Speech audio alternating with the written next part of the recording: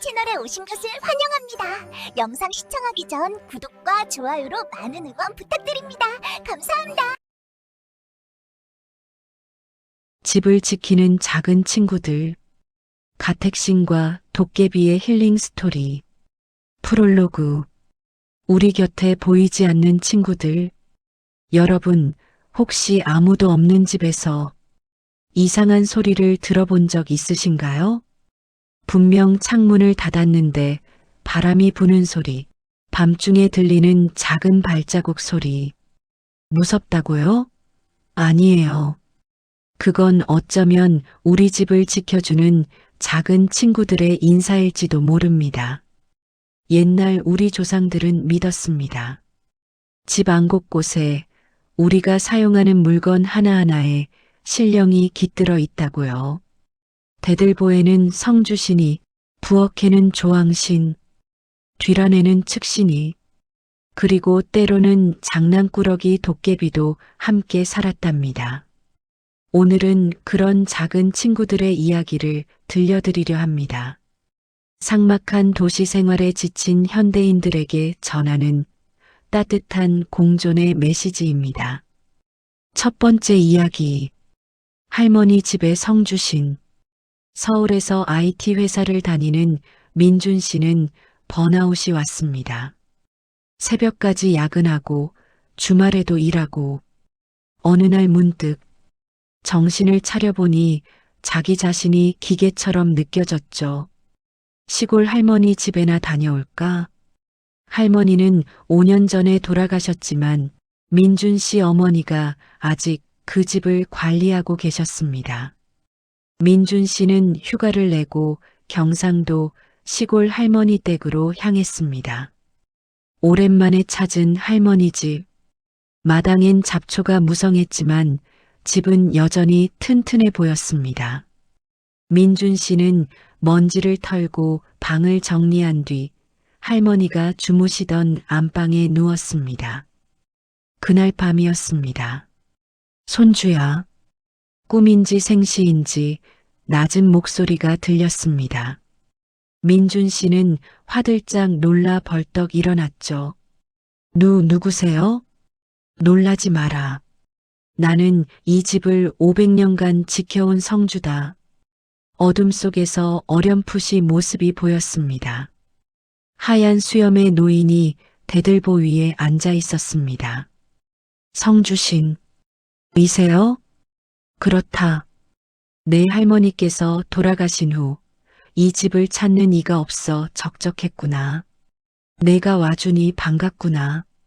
민준 씨는 처음엔 자기가 과로로 환각을 보는 줄 알았습니다. 하지만 성주신의 목소리는 너무나 또렷했죠. 왜 저한테 나타나신 거예요? 성주신은 씁쓸하게 웃었습니다. 내 할머니는 평생 이 집을 정갈하게 가꾸셨지. 아침마다 정화수를 떠놓고 명절이면 상을 차리고 그분은 집을 단순한 건물이 아니라 살아있는 공간으로 대하셨다. 그런데 요즘 사람들은 집을 그저 잠만 자는 곳으로 여기더구나.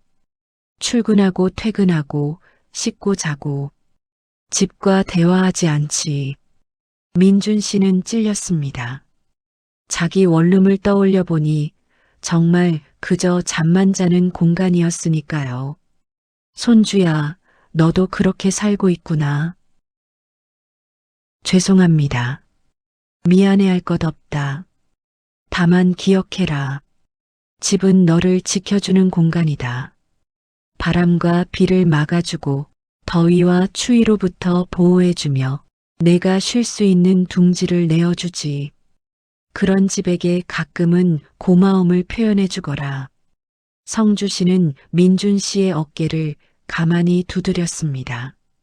어떻게요? 어렵지 않다. 집을 깨끗이 청소하는 것, 환기를 시켜주는 것, 따뜻한 마음으로 다녀왔어. 고마워라고 말해주는 것. 그것만으로도 충분하다. 그날 밤 민준 씨는 성주신과 오래 이야기를 나눴습니다. 할머니의 이야기, 옛날 집안의 이야기, 그리고 집을 소중히 여기는 마음에 대해서요. 일주일 후 서울로 돌아온 민준 씨. 그는 자신의 원룸을 대청소했습니다. 먼지를 닦고 창문을 열어 환기하고 화분도 하나 들여놓았죠. 그리고 매일 아침 집을 나서며 말합니다. 다녀올게. 오늘도 지켜줘서 고마워. 퇴근 후에는 이렇게 인사하죠. 다녀왔어. 오늘도 고생했어. 신기하게도 그 작은 원룸이 예전보다 훨씬 포근하게 느껴졌습니다. 집이 자신을 반기는 것 같았어요. 번아웃도 조금씩 나아졌습니다. 집이 진짜 쉼터가 되어 주었으니까요. 두 번째 이야기. 부엌 조항신의 선물. 수지 씨는 요리를 싫어했습니다. 아니, 정확히는 두려워했죠. 어릴 때 한 번 요리하다가 크게 데인 적이 있어서 부엌에만 가면 불안했거든요. 그래서 항상 배달 음식이나 편의점 도시락으로 끼니를 해결했습니다. 월세방 부엌은 거의 사용하지 않았죠. 그런 어느 날 밤 배가 고파 잠에서 깼습니다. 냉장고를 열어봤지만 아무것도 없었어요. 배달 앱을 켰지만 새벽 3시라 문을 연 곳이 없었죠. 에이, 라면이나 끓여 먹자. 수지 씨는 마지못해 부엌으로 갔습니다. 오랜만에 가스레인지에 불을 켰죠. 그 순간이었습니다. 어머나, 손님이네, 손님. 작고 통통한 할머니가 가스레인지 위에 앉아 계셨습니다. 아니, 정확히는 불꽃 속에서 모습을 드러냈죠. 야! 수지 씨는 비명을 지르며 뒤로 물러섰습니다. 놀라지 마, 얘야. 나는 조항할멈이라고 한다. 이 부엌을 지키는 신이지. 조항신이요? 수지 씨는 할머니한테 들은 적이 있었습니다. 부엌을 관장하는 신령이라고요. 그래. 그런데 넌 왜 이렇게 부엌을 안 쓰니? 이 불도 얼마 만에 켜는 거냐? 조항할멈은 불평하듯 말했지만 목소리는 정겹고 따뜻했습니다. 저 요리가 무서워서요. 어릴 때 되었거든요. 아이고, 그래서 그랬구나. 그런데 말이다. 조항할멈은 부드럽게 웃었습니다. 부엌은 무서운 곳이 아니란다. 여기는 생명을 만드는 곳이지. 차가운 재료가 따뜻한 음식으로 변하고 그 음식이 사람의 마음을 채우는 곳이야.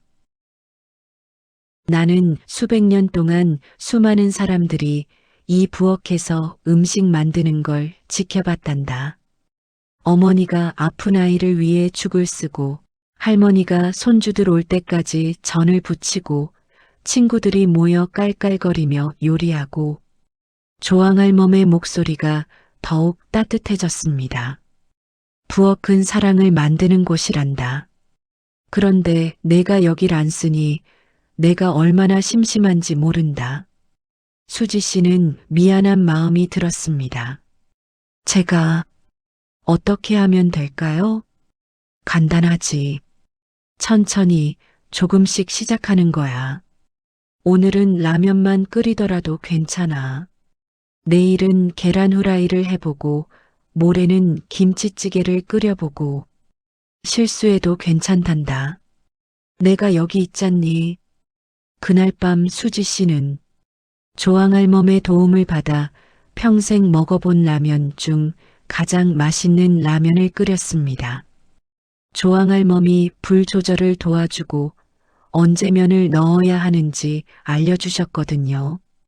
그 후로 수지 씨는 매일 조금씩 요리를 시작했습니다. 처음엔 간단한 계란 요리, 그 다음엔 볶음밥, 그 다음엔 찌개. 조항할멈은 항상 함께 했습니다. 가스레인지 불꽃 속에서 빙그레 웃으며 때로는 조언을 해주고 때로는 그냥 함께 있어 주었죠. 신기하게도 부엌에 대한 두려움이 사라졌습니다. 오히려 부엌이 가장 편안한 공간이 되었어요. 수지 씨는 이제 아침마다 작은 그릇에 물을 담아 가스레인지 옆에 놓습니다. 정화수죠. 그리고 속으로 말합니다. 오늘도 함께 해줘서 고마워요, 할머님. 요즘 수지 씨의 인스타그램은 직접 만든 음식 사진으로 가득합니다. 친구들이 물어요. 요리 학원 다녀? 갑자기 왜 이렇게 잘해? 수지 씨는 미소 지으며 대답하죠.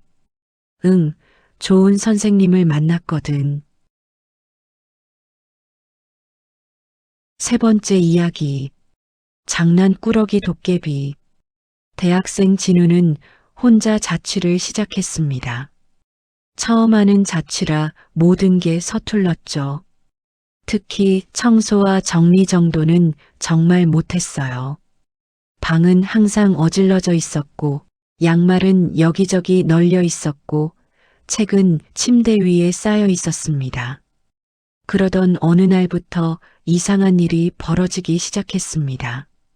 아침에 일어나면 어젯밤 책상 위에 놔뒀던 펜이 사라져 있었어요.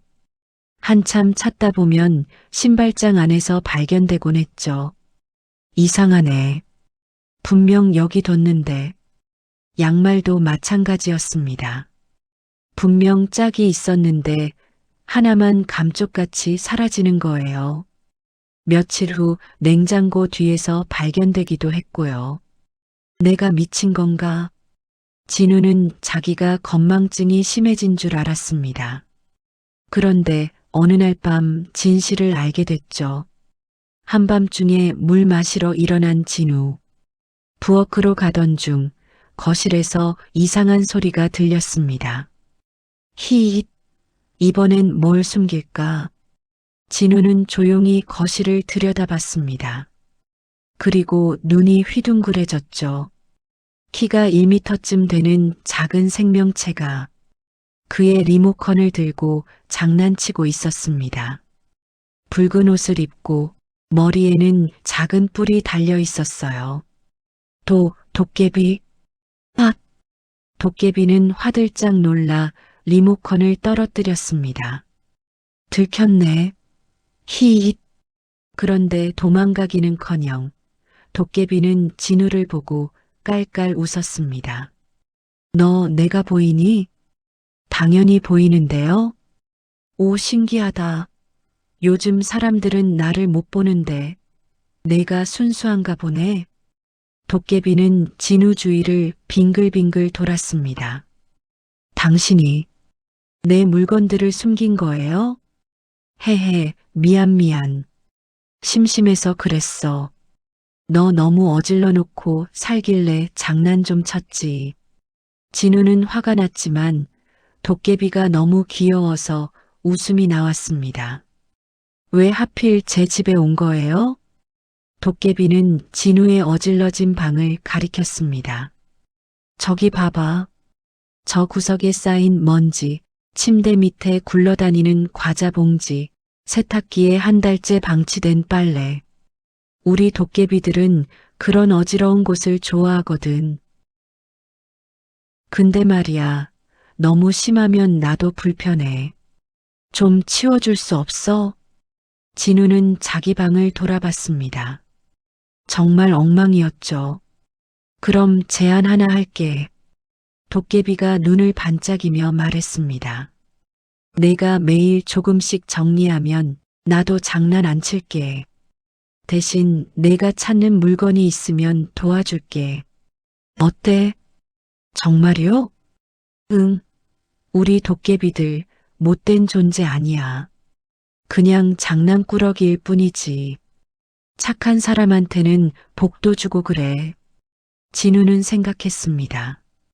어차피 청소는 해야 하는데 도깨비 친구가 생기는 것도 나쁘지 않겠다고요. 좋아요. 약속해요. 히잇, 약속? 도깨비는 진우와 새끼손가락을 걸었습니다. 작고 따뜻한 손이었죠. 그날부터 진우의 생활이 바뀌었습니다. 매일 아침 일어나면 침대를 정리하고 저녁에는 바닥을 쓸고 일주일에 한 번은 대청소를 했어요. 도깨비는 약속을 지켰습니다. 진우가 열쇠를 찾지 못하면 어디 있는지 알려주고 중요한 시험 날엔 알람을 확실히 울려주고 때로는 진우가 우울할 때 옆에서 재미있는 이야기를 들려주었죠. 저기 도깨비. 어느 날 진우가 물었습니다. 왜 나한테 이렇게 잘해줘요? 그냥 장난만 치고 떠날 수도 있었잖아요. 도깨비는 빙그레 웃었습니다. 우리 도깨비들은 말이야, 외로운 존재야. 사람들이 안 믿으니까 점점 사라지고 있거든. 근데 너처럼 나를 봐주는 사람이 있으면 우리도 존재할 수 있어. 그리고 너 착하잖아. 처음엔 방이 엉망이었어도 내 말 듣고 열심히 정리하고 그런 사람 도와주는 게 우리 도깨비들 낙이야. 진우는 가슴이 따뜻해졌습니다. 고마워요. 친구예요, 우리. 헤헤, 이미 친구인걸. 지금도 진우의 자취방에는 작은 도깨비가 살고 있습니다. 가끔 장난을 치긴 하지만 대부분은 진우를 도와주죠. 진우는 친구들에게 말합니다. 내가 자취 잘하는 비결? 좋은 룸메이트가 있거든. 친구들은 진우한테 여자친구가 생긴 줄 알지만 진우는 그저 미소만 지을 뿐입니다. 네 번째 이야기. 측간신이 전하는 메시지. 사회초년생 현아 씨는 아주 작은 원룸에 살았습니다. 방, 부엌, 화장실까지 합쳐서 10평도 안 되는 공간이었죠. 특히 화장실이 문제였습니다. 너무 좁고 어두워서 현아 씨는 화장실이 제일 싫었어요. 청소도 대충대충 했죠. 에휴, 돈 모아서 빨리 이사 가야겠다. 그렇게 불평하며 살던 어느 날 현아 씨는 화장실에서 넘어져 다쳤습니다. 바닥이 미끄러웠거든요. 아야. 화장실 바닥에 주저앉은 현아 씨. 그때 낮은 목소리가 들렸습니다. 괜찮으시오? 현아 씨는 고개를 들었습니다. 변기 옆에 작은 노인이 앉아 계셨어요. 소박한 옷을 입고 지팡이를 짚고 계셨죠. 누구세요? 나는 측간을 지키는 신이요. 측신이라고 부르시오. 측신. 화장실 신령이요? 그렇소. 오랜 세월 이 작은 공간을 지켜왔소이다. 측신은 현아 씨의 상처를 살폈습니다. 많이 다치진 않으셨소. 하지만 조심하셔야 하오. 죄송합니다. 현아 씨는 왜 모르게 사과했습니다. 측신은 한숨을 쉬었습니다. 요즘 사람들은 측간을 천하게 여기요. 하지만 생각해 보시오. 이곳은 당신의 몸에서 나온 것들을 받아주는 곳이요. 당신이 건강하게 살아갈 수 있도록 도와주는 공간이요. 예전에는 사람들이 측간도 정성껏 모셨소. 깨끗이 청소하고 명절이면 인사도 드리고 비록 작고 후미진 곳이지만 중요한 곳이라는 걸 알았기 때문이요. 현아 씨는 부끄러워졌습니다. 화장실을 그저 더럽고 불편한 곳으로만 여겼던 자신이요. 측간신님, 제가 어떻게 해야 할까요? 측신은 온화하게 웃었습니다. 어렵지 않소. 이곳을 깨끗이 유지하고 가끔은 고마운 마음을 가지시오. 당신의 몸이 편안할 수 있도록 이 공간이 있다는 것을요. 그날 이후 현아 씨는 화장실을 정성껏 청소하기 시작했습니다. 바닥을 닦고 변기를 깨끗이 하고 향초도 하나 놓았죠. 신기하게도 화장실에 대한 느낌이 완전히 바뀌었습니다. 더 이상 싫은 공간이 아니라 자신의 건강을 챙기는 소중한 공간으로 느껴졌어요. 현아 씨는 이제 화장실에 들어갈 때마다 속으로 말합니다. 오늘도 고마워. 5번째 이야기. 터줏대감의 교훈. 신혼부부 재민, 유진 씨는 새 아파트로 이사를 왔습니다. 반짝반짝 빛나는 새 아파트에 들뜬 마음으로 짐을 풀었죠. 여보, 우리 집 진짜 좋다. 그러게, 드디어 우리만의 보금자리네. 하지만 이사 온 첫날 밤, 둘 다 이상하게 잠을 설쳤습니다. 왠지 모를 불안함이 느껴졌거든요. 다음 날도 그 다음 날도 마찬가지였습니다. 새 집인데도 왠지 편안하지 않았어요. 여보, 혹시 이 집에 뭐 문제 있는 거 아니야? 글쎄, 부동산에선 아무 말 안 했는데. 걱정이 된 유진 씨는 시어머니께 전화했습니다. 어머니, 저희가 이사 왔는데 이상하게 집이 불편해요. 아이고, 너희들 지방고사 지냈니? 고사요? 그게 뭐예요? 시어머니는 한숨을 쉬었습니다. 요즘 젊은 사람들은 새 집에 이사 가면 터줏대감님께 인사드려야지. 그래야 집안이 평안하단다. 터줏대감이요? 그 땅, 그 집터를 오래 지켜온 신령님이시지. 주인이 바뀌었으니 인사를 드려야 하는 거야. 유진 씨는 재민 씨에게 말했고, 둘은 반신반의하면서도 시어머니 말씀대로 간단한 고사상을 차렸습니다. 정화수, 과일, 나물, 떡, 그리고 정성스럽게 절을 올렸죠. 터줏대감님, 저희가 이 집의 새 주인입니다. 잘 부탁드립니다. 이 집을 소중히 여기며 살겠습니다. 그 순간이었습니다. 훈훈한 기운이 느껴졌습니다. 마치 누군가 미소 짓는 것 같은 따뜻한 분위기가 집안에 감돌았어요. 고맙소. 낮고 굵은 목소리가 들렸습니다. 재민, 유진 씨는 서로를 바라봤죠. 둘 다 들었거든요. 나는 이 땅을 300년간 지켜온 터줏대감이요. 당신들을 환영하오. 거실 한가운데 커다란 나무의 형상이 어렴풋이 보였습니다. 나이테가 새겨진 듯한 얼굴, 나뭇가지 같은 팔. 저희를 환영하신다고요? 그렇소. 당신들은 예를 갖춰 인사했소. 요즘 들어온 사람들 중 처음이요. 터줏대감의 목소리는 엄숙했지만 따뜻했습니다. 이 자리에는 옛날 큰 느티나무가 있었소. 300년 동안 이 마을을 지켜보던 나무였지. 개발로 베어졌지만 나는 여전히 이 땅을 지키고 있소. 재민 씨가 조심스럽게 물었습니다. 저희가 어떻게 해야 할까요? 어렵지 않소. 이 집을, 이 땅을 함부로 대하지 마시오. 집은 단순한 재산이 아니라 당신들의 삶이 펼쳐지는 신성한 공간이요. 터줏대감은 계속 말했습니다.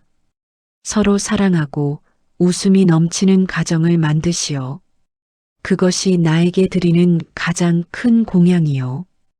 행복한 기운이 이 집을 채울 때 나도 기쁘오. 그리고 가끔 마당에 물 한 그릇 떠놓고 감사하는 마음을 가지시오. 그것만으로 충분하오. 그날 이후 재민, 유진 씨 부부는 집에 대한 마음가짐이 달라졌습니다. 매달 초하루마다 작은 화분에 물을 주며 터줏대감님께 인사를 드렸어요. 이번 달도 잘 부탁드립니다. 부부 싸움을 해도 집안에서만큼은 큰 소리를 내지 않으려 노력했습니다. 집이 슬퍼할 것 같아서요. 친구들을 초대해 즐거운 시간을 보내고 주말이면 함께 청소하며 웃었습니다. 신기하게도 집은 점점 포근해졌습니다. 퇴근 후 집에 들어서면 마치 품에 안기는 것 같은 편안함이 느껴졌죠. 1년 후 유진 씨가 임신했을 때 둘은 가장 먼저 터줏대감님께 고했습니다. 대감님, 저희 집에 새 생명이 올 거예요. 잘 부탁드려요. 바람이 살랑 불며 축복하는 것 같았습니다.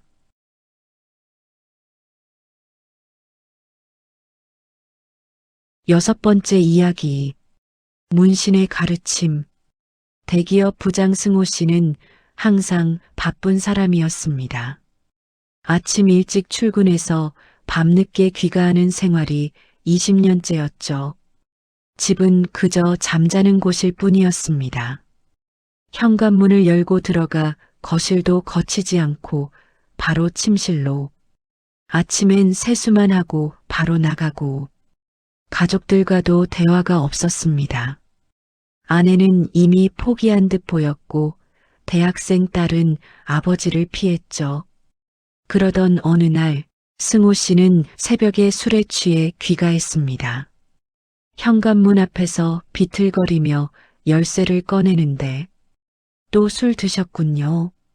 현관문 옆에 노인이 서 계셨습니다. 하얀 도포를 입고 엄숙한 표정을 짓고 계셨죠. 누구십니까? 승호 씨는 깜짝 놀랐습니다. 나는 이 집 문을 지키는 문신이요. 문신이라니요? 집의 출입을 관장하는 신이지요. 누가 들어오고 나가는지, 어떤 기운이 드나드는지 모두 지켜보고 있소. 문신은 승호 씨를 똑바로 쳐다봤습니다. 당신이 매일 이 문을 드나들 때마다 나는 안타까웠소.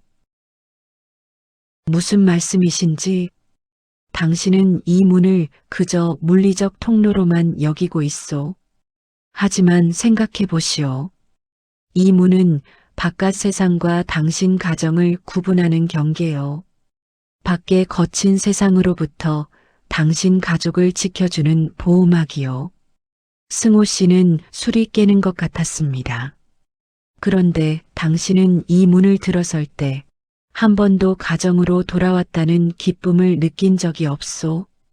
밖의 스트레스를 그대로 가지고 들어와 집안을 차갑게 만들고 있소. 나는 수백 년 동안 수많은 사람들이 이 문을 드나드는 걸 봤소. 진정한 가장이란 이 문을 나설 때 가족을 지키겠다는 다짐을 하고 이 문을 들어설 때 가족에게 돌아왔다는 감사를 느끼는 사람이요. 문신의 말이 승호 씨의 가슴에 꽂혔습니다. 당신의 딸이 이 문을 열 때마다 한숨을 쉬는 걸 아시오? 아버지 계시겠지. 하며 말이요. 당신의 아내가 이 문 앞에서 하루에도 몇 번씩 망설이는 걸 아시오? 나가고 싶지만 어디로 가야 할지 모르겠다고 말이요. 승호 씨는 눈물이 났습니다. 저는 가족을 위해 열심히 일했을 뿐인데 일은 중요하오. 하지만 집으로 돌아올 수 없다면 그 일이 무슨 의미가 있겠소? 문신은 승호 씨의 어깨에 손을 얹었습니다. 내일 아침 이 문을 나설 때 가족들에게 인사하시오. 다녀올게 사랑해. 그리고 저녁에 돌아올 때 이 문 앞에서 잠깐 멈추시오. 심호흡하고 밖의 스트레스를 내려놓고 미소를 지으며 들어가시오. 그게 될까요? 시도해 보지도 않고 어찌 아시겠소? 다음 날 아침 승호 씨는 평소보다 일찍 일어났습니다. 아내가 만든 아침을 먹고 출근 전 처음으로 인사했습니다. 다녀올게. 오늘 저녁엔 일찍 올게. 아내와 딸은 놀란 표정이었지만 작게 웃어주었습니다. 저녁, 승호 씨는 정시에 퇴근했습니다. 집 앞에 도착해 현관문 앞에서 잠깐 멈췄죠. 심호흡을 하고 회사에서 받은 스트레스를 내려놓았습니다. 그리고 미소를 지으며 문을 열었어요. 다녀왔어. 어머, 벌써? 아내가 놀라 나왔습니다. 딸도 방에서 고개를 내밀었죠. 오늘 저녁 뭐야? 같이 먹자. 그날 저녁 승호 씨 가족은 오랜만에 함께 식탁에 앉았습니다. 처음엔 어색했지만 점점 대화가 오갔습니다. 딸의 학교 이야기, 아내의 요가 클래스 이야기. 승호 씨는 깨달았습니다. 자기가 얼마나 많은 것을 놓치고 살았는지를요. 그 후로 승호 씨는 매일 문신의 가르침을 실천했습니다. 출근할 때는 다녀올게 사랑해. 귀가할 때는 현관문 앞에서 잠깐 멈춰 심호흡하고 미소 지으며 들어가기. 신기하게도 집안 분위기가 완전히 바뀌었습니다. 아내는 다시 웃기 시작했고 딸은 아버지와 대화하게 됐습니다. 주말이면 함께 영화를 보러 가기도 했죠. 어느 날 현관문을 열며 승호 씨는 속으로 말했습니다. 문신님 감사합니다. 제 가정으로 돌아오게 해주셔서. 바람이 살랑 불며 대답하는 것 같았습니다. 천만에요. 당신이 스스로 돌아온 겁니다.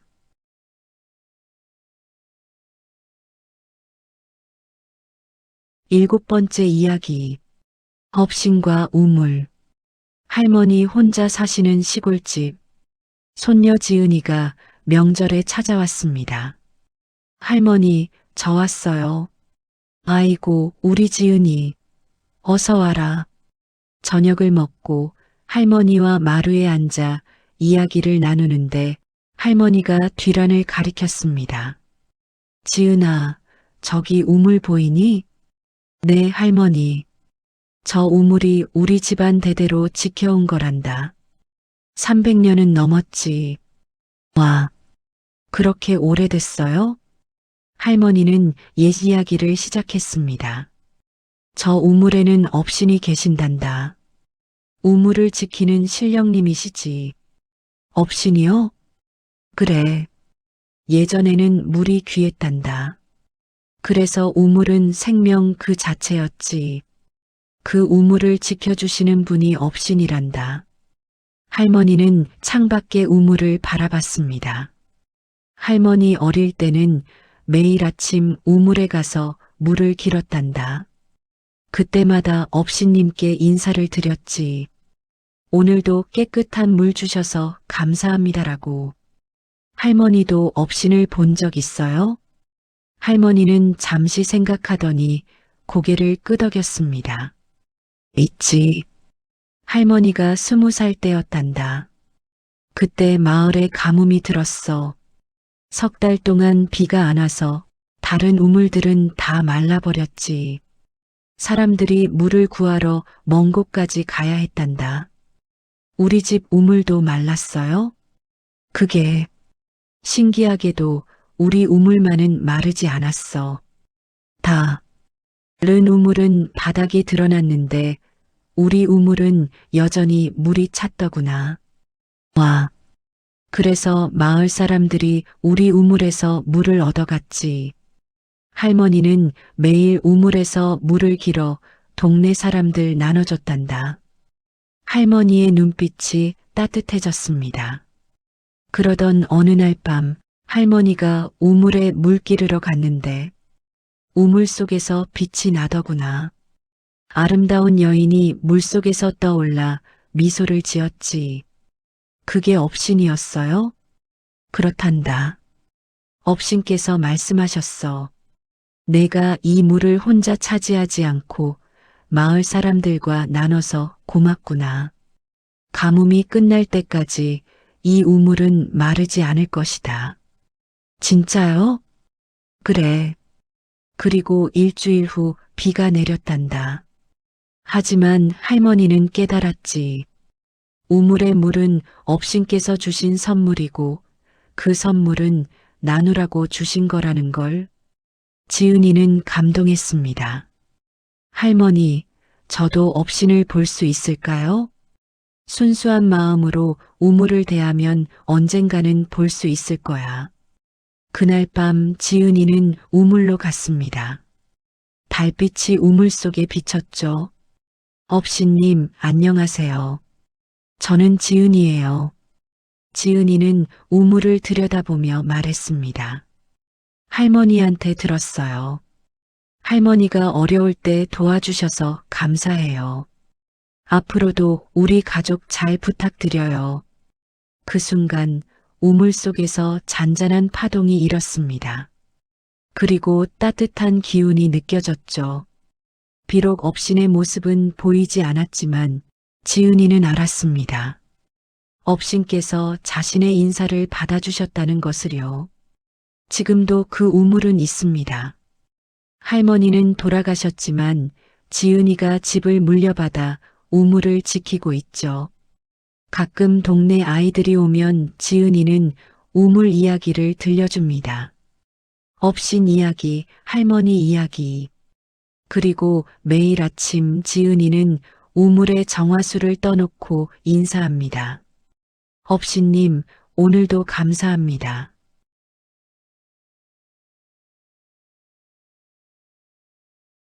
8번째 이야기.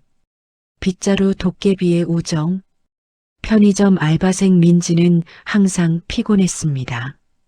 학교 다니면서 알바하느라 잠도 부족했죠. 어느 날 집에 돌아와 보니 빗자루가 현관에 쓰러져 있었습니다.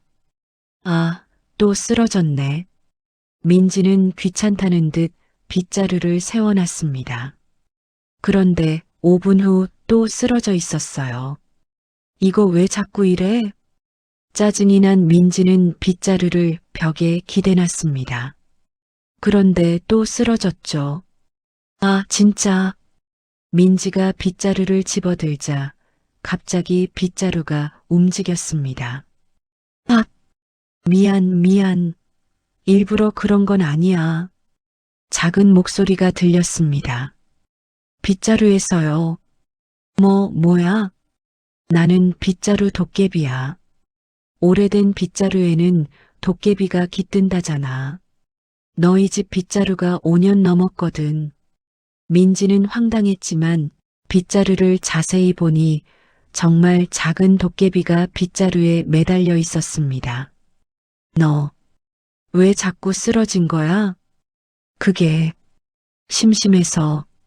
너 매일 늦게 와서 청소도 안 하고 그냥 자잖아. 나는 빗자루인데 일을 못하니까 너무 심심한 거야. 민지는 미안해졌습니다. 요즘 너무 피곤해서 청소를 게을리했거든요. 미안. 요즘 너무 바빠서. 알아. 내가 얼마나 힘든지 다 봤어. 학교도 가고 알바도 하고. 근데 말이야, 청소는 내 마음을 정리하는 일이기도 해. 응? 빗자루 도깨비가 설명했습니다. 방이 지저분하면 마음도 어지러워져. 근데 청소하면서 방을 정리하면 마음도 같이 정리되거든. 나는 수백 년 동안 사람들 청소하는 거 봐왔어. 슬픈 일 있을 때 청소하면서 마음 추스르고, 화난 일 있을 때 청소하면서 화를 풀고. 민지는 그 말이 일리 있다고 생각했습니다. 그럼 같이 청소할래? 정말? 야호! 빗자루 도깨비가 신나했습니다. 그날부터 민지와 빗자루 도깨비는 친구가 됐습니다. 하루 10분씩 함께 청소하며 이야기를 나눴어요. 빗자루 도깨비는 재미있는 옛날 이야기도 많이 알고 있었죠. 옛날에는 말이야, 빗자루를 함부로 버리면 안 됐대. 귀신이 나온다고. 헐, 무서워. 아니야, 그게 아니라. 오래 사용한 물건에는 정이 든다는 뜻이야. 함부로 버리지 말고 고맙다고 인사하고 보내야 한대. 민지는 물건을 대하는 마음가짐에 대해 배웠습니다. 3개월 후 민지의 방은 항상 깨끗했습니다. 빗자루 도깨비 덕분이죠. 하지만 더 중요한 건 민지의 마음이 정리됐다는 것이었습니다. 매일 청소하면서 하루를 돌아보고 내일을 준비하고 번아웃이 조금씩 나아졌습니다. 빗자루야, 고마워. 내가 없었으면 나 진작 망가졌을 거야. 뭘 우리 친구잖아. 빗자루 도깨비는 빙그레 웃었습니다. 지금도 민지의 방 현관에는 그 빗자루가 서 있습니다. 낡았지만 민지는 절대 버리지 않아요. 친구니까요.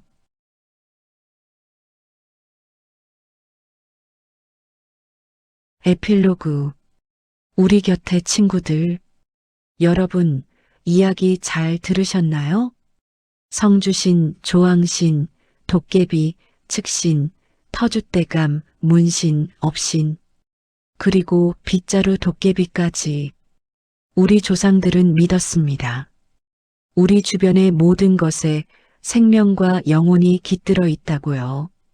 집은 단순한 건물이 아니라 우리를 지켜주는 보호막이고 부엌은 사랑을 만드는 공간이며 화장실도 우리의 건강을 돌보는 소중한 곳이라고요. 문은 세상과 가정을 연결하는 통로이고 우물은 생명의 원천이며 심지어 빗자루조차도 우리의 친구가 될 수 있다고요. 현대인들은 많은 것을 잃어버렸습니다. 효율성을 추구하다 보니 물건의 가치를 잊었고 빠르게 살다 보니 공간과의 교감을 놓쳤으며 바쁘게 일하다 보니 집의 소중함을 깨닫지 못했죠. 하지만 이 이야기들이 전하는 메시지는 간단합니다. 당신을 둘러싼 모든 것에 감사하세요. 아침에 눈을 뜨면 천장에 고마워하세요. 비를 막아줘서요. 밥을 먹을 때 부엌에 고마워하세요. 따뜻한 음식을 만들 수 있게 해줘서요. 집에 들어설 때 문에 고마워하세요. 세상으로부터 당신을 지켜줘서요. 그리고 가끔은 당신의 집을 둘러보며 생각해 보세요. 이 공간이 나를 얼마나 품어주고 있는가? 나는 이 공간을 얼마나 소중히 여기고 있는가? 성주신, 조항신, 도깨비. 이들이 정말 존재하는지는 중요하지 않습니다.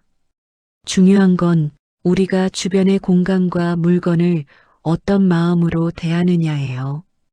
감사하는 마음으로 대하면 그 공간은 당신에게 편안함을 줍니다. 사랑하는 마음으로 대하면 그 집은 당신의 진정한 안식처가 됩니다. 존중하는 마음으로 대하면 모든 물건이 당신의 친구가 될 수 있어요. 오늘 집에 돌아가시면 한번 해보세요. 현관문을 열며 다녀왔어 라고 말해보세요. 부엌에서 요리하며 오늘도 고마워 라고 중얼거려 보세요. 청소하면서 우리 함께 깨끗하게 살자 라고 이야기해 보세요. 처음엔 어색할 겁니다. 하지만 계속하다 보면 신기하게도 집이 대답하는 것 같을 거예요. 바람이 창문을 통해 불어오고 햇살이 따뜻하게 들어오고 모든 것이 당신을 반기는 것처럼 느껴질 겁니다. 그게 바로 가택신들의 인사예요. 도깨비들의 장난이고요. 집이 당신에게 보내는 사랑입니다. 삭막한 도시 생활 속에서도 우리는 혼자가 아닙니다. 보이지 않는 작은 친구들이 항상 우리 곁에 있어요. 우리를 지켜주고 도와주고 때로는 장난도 치면서 함께 살아갑니다. 그들에게 마음을 열어보세요. 감사하는 마음, 사랑하는 마음, 존중하는 마음으로요. 그러면 당신의 집은, 당신의 공간은 진정한 힐링의 장소가 될 겁니다. 오늘 밤 여러분의 집에서 작은 기적이 일어나길 바랍니다. 성주신이 미소 짓고 조항신이 따뜻한 밥을 지어주고 도깨비가 장난스럽게 웃으며 모든 가택신들이 여러분을 축복하길. 좋은 밤 되세요. 그리고 집에 가시면 꼭 인사하세요. 다녀왔어. 고마워라고. 시청해주셔서 감사합니다.